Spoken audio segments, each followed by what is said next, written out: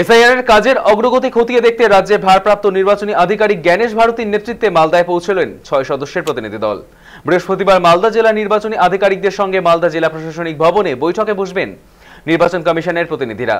বুধবার প্রতিনিধি দলের সদস্যরা মুর্শিদাবাদের বহরমপুরে রাত্রিবাস করেন। তার আগে তারা মুর্শিদাবাদ জেলা প্রশাসন, জেলার ইআরও এবং এইইআরওদের সঙ্গেও প্রায় 4 ঘন্টা বৈঠক করেন। সূত্রের খবর, নির্বাচন কমিশনের সেক্রেটারি এবং ইলেকট্রনিক্স কর্পোরেশন অফ ইন্ডিয়া লিমিটেডের সিনিয়র ডেপুটি জেনারেল ম্যানেজার পিসি মন্ডল বৈঠকে যোগ দিতে বৃহস্পতিবার রাতেই কলকাতায় আসছেন।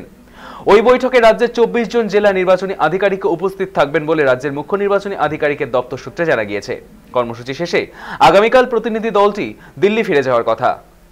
আমাদের সঙ্গে এই মুহূর্তে টেলিফোন লাইনে রয়েছে আমাদের প্রতিনিধি সৌম্যজ্যোতি মন্ডল। সৌম্যজ্যোতি, এই যে এসআইআর এর কাজ খতিয়ে দেখতে 6 সদস্যের প্রতিনিধি দল এসেছে, তারপরে আর কি কি খবর পাওয়া যাচ্ছে? হ্যাঁ, দেখো, এখানে যে মূল বিষয়টা যে এই বৈঠক যথেষ্ট গুরুত্বপূর্ণ। এসআইআর এর কাজ কেমন চলছে, এসআইআর এর অগ্রগতি কতটা, এই নিয়ে এদিন মালদার নতুন জেলা শাসক প্রীতি গোয়েল এবং জেলা প্রশাসনের অন্যান্য কর্তারাও ছিলেন, অতিরিক্ত জেলা শাসকেরাও ছিলেন।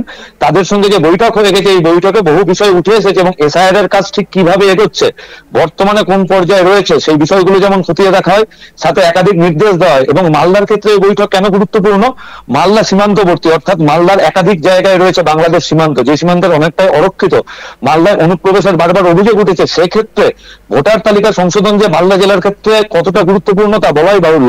এবং এই আবহে আজকের যে এই বৈঠক, সেটা একটি নতুন মাত্রা যোগ করেছে। অনেক ধন্যবাদ সৌম্যজ্যোতি।